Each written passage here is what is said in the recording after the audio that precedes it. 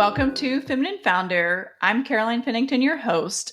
I'm a former executive search recruiter turned online entrepreneur. I created the Feminine Founder podcast for women who are navigating their professional life, creating epic companies, or climbing the corporate ladder. So if any of these resonate with you, you're in the right place. Today, I have Lyndsay Dowd with me. Lindsay is an author, speaker, founder, leadership and culture disruptor, and host of the podcast Heartbeat for Hire. So welcome, Lindsay. Well, thanks for having me, Caroline. Happy to be here. So you started your career in sales, built businesses for IBM, started Heartbeat for Hire in 2022, and are now a top business coach and author. How did you do it? That sounds really funny. I'll tell you my story. But I spent 25 years in corporate America and 23 were climbing the ranks of IBM. And yes, I ran big sales teams for them and did a lot of things that first of a kind things. And my family put in 105 years at Big Blue. So I literally grew up a Big Blue baby. And at the end of 23 years, I was ready for a change. And another company sought me out and said, hey, would you come run a sales team for us? And I said, sure. I think I'm ready for that leap. So I left. And I left my, decorated career, all the people I knew. I'm like, it's new processes, new products, new policies, new politics. But I'm a maverick. I'm a hustler. I'm going to figure it out. And I got there. And in 6 months' time, they fired me. And anyone that knows me knows that was never part of my plan. And I was gutted. I was so devastated. I was ashamed. I was sideways for a month. I couldn't talk about it. And now I know if you get to that level in your career, everybody gets fired. That's just part of the track record. That's just how it goes. But at the time I thought, I'm the only one that's ever been fired. That was like how it felt. And I asked myself 3 questions. What am I really good at? What do I love to do? And how can I help people the most? And I knew how to build modern leaders, and I knew how to create irresistible culture that drives results. So I started my company, Heartbeat for Hire, and that was 2 years ago. And so I speak, I coach C-suites and individuals, and I wrote my book, and I have my podcast, like you said. So yeah, that's been a busy last couple of years, but it is super purpose-driven work. And my mission in life is to transform leadership as we know it. So however I get there, I'm going to try. So I'd love to unpack that irresistible culture piece with you more, because so many companies lack it. Yes.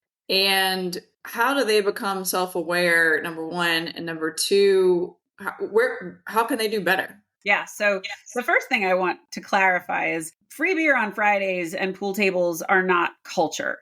Those are perks. Swag is a perk, and nobody wants your swag if your company sucks. So that's going right in the Goodwill bin. So you really have to think of culture is the feeling that your employees have when they are doing their job. And the best leaders and the ones that do it right recognize that there is a human that they are responsible to. When you lead with heart and when you take the time to get to know your people, one of my favorite questions, this is an easy place to start. One of my favorite but humbling questions is, how can I be the best leader for you? And when you ask that question, you're going to get different answers from everyone you ask. Some people are going to say, stay the hell out of my way. I just need you as an escalation point. Somebody might say, I actually need some role playing help. Can you help coach me on the way I'm presenting myself? Some might say, I don't even understand my job. Can you help me with that? But you have to meet your people where they are. And the other thing that you have to do as a leader is recognize you are in service to them. So it's in your best interest to get to know them. And when you get to know them, write it down. So if you say, do you have a partner? Do you have children? Do you have a pet? Write it down. Or better yet, throw it in your phone. And that way, when you talk to them next time, you don't say, hey, how's Frank? And I don't know who Frank is. What do you mean? It's Jim. You look like a total jerk for getting it wrong. Pay attention. Show that you're interested. And what happens when you're doing this is you start to build trust. And building trust is your currency. So when you build trust, that leads to psychological safety. And when you have psychological safety, that's where the magic happens. And you allow for people to do the jobs they were hired for. Most businesses that I come across think their culture is great.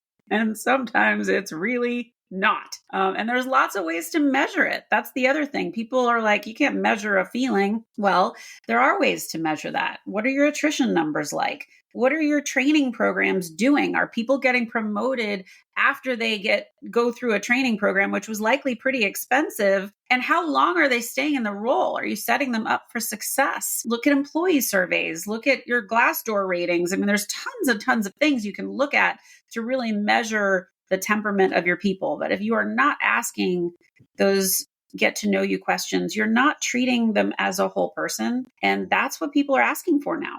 So if you're a leader struggling with a high turnover rate or low employee morale, what can you do to learn from those things and make a better environment? Yeah, I mean, the first thing that I like to teach leaders to do is to be vulnerable, which feels counterintuitive to someone who is maybe losing people. But the best thing you can say, first of all, no leader knows everything. Nobody does. And the best leaders say, especially if you're new, the first thing you want to do is say, hey, tell me what's working. Tell me what you love about the team you're on. What can I enhance and what do you think needs fixing? You're coming to the table listening versus, hey, there's a new sheriff in town. It's my way or the highway. You will alienate everybody by doing that. And I promise you, if you've had a great leader that you are following, your people are terrified.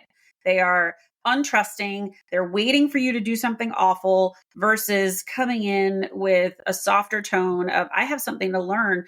I don't know what you guys love. I want to support you the best way I can. But if your team is the one that's really not doing well, what you should do, hire a coach. That's really, really important. I think there's a lot of leaders that are like, I don't need a coach. I was a top performer. Yeah, maybe so. There's a reason I have a ton of athletes on my show, and it is specifically to talk about the benefits of having a coach. If you haven't had a coach, I have a ton of coaches. I'm a coach. I can recommend one to you, but that's a big one. But coming to that team and saying, hey guys, I'm not getting it all right. I'm a work in progress. We all are, but I want to give you space and an opportunity to share the things that you need. What can I do to be a better leader for you? Because I want to make this the greatest place that you've ever worked. You make a great point. I have never been asked by a leader, how can I be a better leader? And that is such pure gold because you're right. My answer might be different than the CFO's answer. Right. That's right. And the cool thing is when you start that dialogue, the next question is, what are you really good at? And what do you want to develop? What do you want to get better at? And when you understand that, you understand the talent on your bench. And that's something that's super, super empowering to the organization. And if you want to go even further, you really start to build a culture of advocacy, which was something that we had at IBM that I really didn't understand. The rest of the world didn't have this. But what that was allowing for executive interviews at the top with people outside of your reporting chain. And it gives the executive a new perspective on someone they don't know. It allows them to share, these are the things I'm good at. And then when they have a job opening, perhaps that's the place they're going to go. I got at least 3 jobs from that exact scenario. And it was because I met people that didn't know me and they're like, your skill set is exactly what I'm looking for. I'm so glad we had this call. So that is a smart approach because the leaders will say, oh, hey, Sally, you have an opening on your team. I just talked to, Vivian over here and she is perfect. That's the advanced version of your culture is already headed in a really good spot. So everywhere out there in the job market, there's this whole in-office flexibility, remote only culture. And how can companies or leadership allow flexibility and autonomy for their employees with also keeping everyone accountable? Yeah. So what leaders need to understand is people don't quit companies. They quit leaders. They quit people. And when you make these grand statements, one of which I just saw in the news last week, very large company I am very familiar with, basically said, if you don't move to one of the cities where we have offices, you are out of a job. Now, I'm going to tell you flat out, that is crap. When you give here's another question you can ask. How can I support you? What is the thing you need most to do your job well?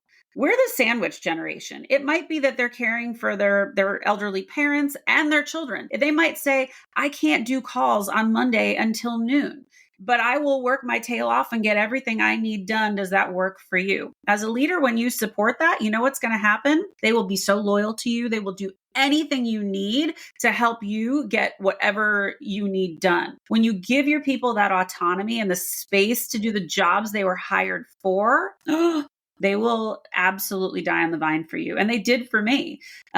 There's such a gift that the pandemic gave us, and it showed us we are all capable of doing work in unconventional ways. This is your office now. You can Zoom from anywhere. You can talk to anyone. You can Slack from anywhere. You can email. There's 100 ways to stay in contact with people. And if they are getting their job done, leave them alone. Wouldn't you rather have results and a happy population of people than a bunch of mediocre folks that can't move because they need that job so bad? Because that's the reality. When you make those decisions, you are breeding a culture of mediocrity. Your top performers are going to say, this is nonsense, I'm out. And everybody else is going to stay. And then what?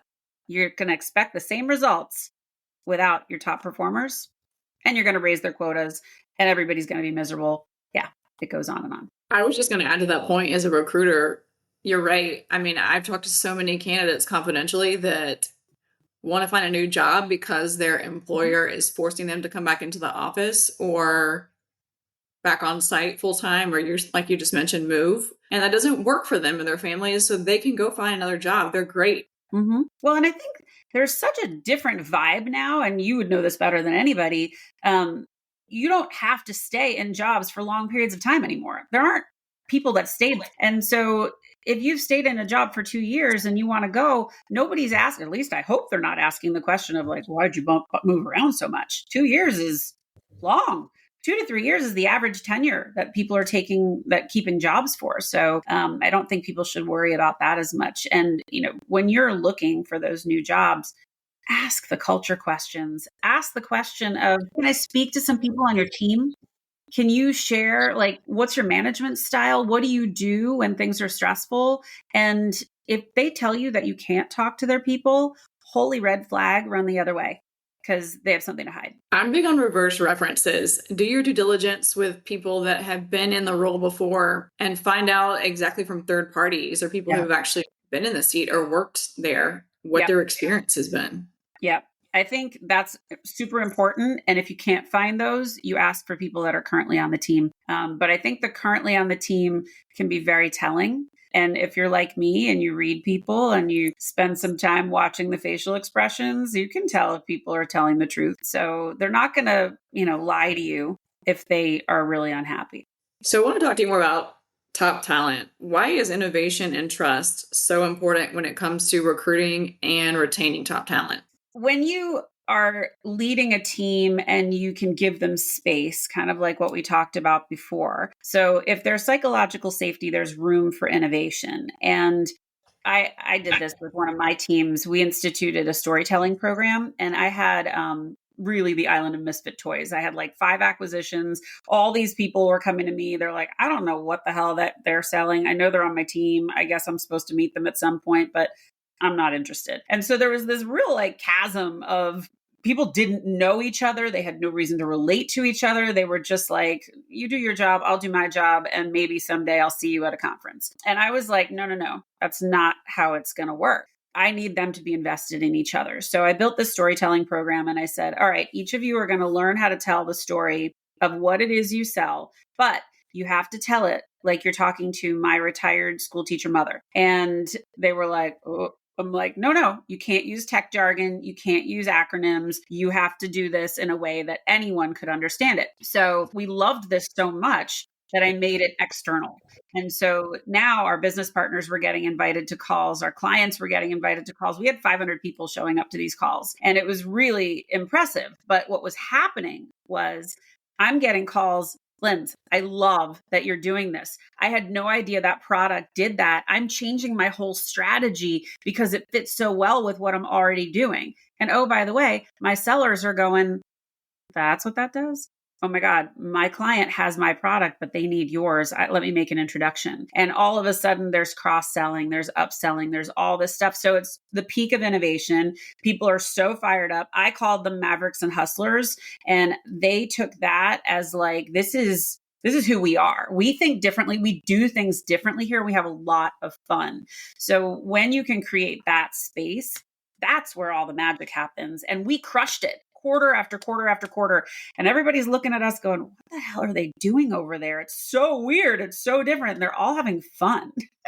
And I love that reputation. So I will take that every day. So as we wrap up, how can our listeners find you? So I'm on all the socials except Twitter. I don't do that, or X, but I'm very active on LinkedIn. Please connect with me. You can go to my website, heartbeatforhire.com, and all of my socials are connected there. And yeah, there's the podcast and the book and all of the things. So please check it out and make sure you connect with me. Thanks, Lindsay. Thank you.